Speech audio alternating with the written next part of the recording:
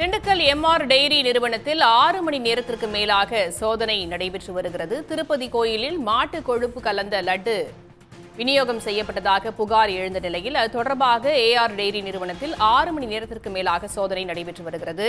கூடுதல் தகவல்களோடு இணைகிறார் செய்தியாளர் ஐயப்பன். 6 மணி நேரமாக இந்த சோதனை நடைபெற்று வருகிறது. இன்னும் எவ்வளவு நேரம் நடைபெற வாய்ப்பிருக்கிறது? முதல் கட்டமாக ஏதேனும் ஆவணங்கள் சிக்கியிருக்கிறதா? நிச்சயமாக திண்டுக்கல் மதுரை தேசிய நெடுஞ்சாலையில் ஏஆர் பால் நிறுவனம் செயல்பட்டு வருகிறது. இந்த நிறுவனம் சார்பில் கடந்த ஜூன் ஜூலை மாதங்களில் திருப்பதி தேவஸ்தானத்திற்கு நெய் சப்ளை செய்யப்பட்டது.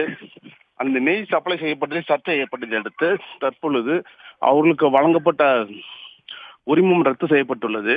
இந்நிலையில் அவர்கள் வழங்கிய நெய்யில் கொழுப்புகள் அதிகமாக, அதாவது பன்றி கொழுப்பு, மாட்டு கொழுப்பு, மீன் கொழுப்பு இருக்கிறதாக கூறி தற்பொழுது நிறுத்தி வைத்துள்ளனர். இது தொடர்பான சர்ச்சை தற்பொழுது தீவிரமடைந்துள்ளது. இந்த சூழ்நிலையில் அவங்க நிறுவனம் சார்பாக நேற்று அளித்த பேட்டியில் அவர்கள் எங்களது நெய் சுத்தமான நெய், இதுல கலப்படத்திற்கான வேலை இல்லை, இல்ல கொழுப்புகள் எதுவும் சேர்க்கப்படவில்லை என அவர்கள் தெரிவித்திருந்தனர்.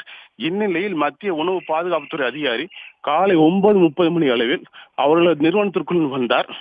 தொடர்ந்து கிட்டத்தட்ட 6 மணி நேரத்துக்கு மேலாக தொடர்ந்து சோதனை மேற்கொண்டு வருகிறார். அவர்கள் தயாரிக்கக்கூடிய ஒவ்வொரு பொருளையுமே ஆய்வு செய்து வருகிறார். இந்த ஆய்வு என்பது இன்னும் பல மணி நேரம் நீடிக்கும் என தகவல் அங்கிருந்து உள்ளிருந்து வரக்கூடிய தகவல் தெரிவிக்கின்றன.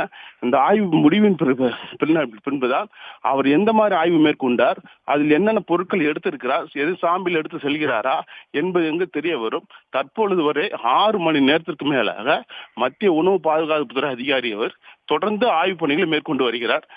அவர் தயாரிக்கக்கூடிய ஒவ்வொரு பொருளையுமே அவர் ஆய்வு பண்ணி கொண்டிருக்கிறார்.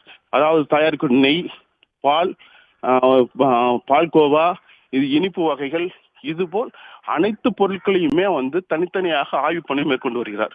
இதன் காரணமாக இவர் காலதாமதம் ஆகுவதற்கு இதுதான் காரணம். இது தொடர்ந்து ஆய்வு பணிகள் தொடர்ந்து நடைபெற்று வருவதால் இன்னும் மேற்கொண்டு இன்னும் 1-2 மணி நேரத்துக்கு மேல ஆகும் என அங்கு உள்ளிருந்து வரக்கூடிய தகவல் தெரிவிக்கின்றன.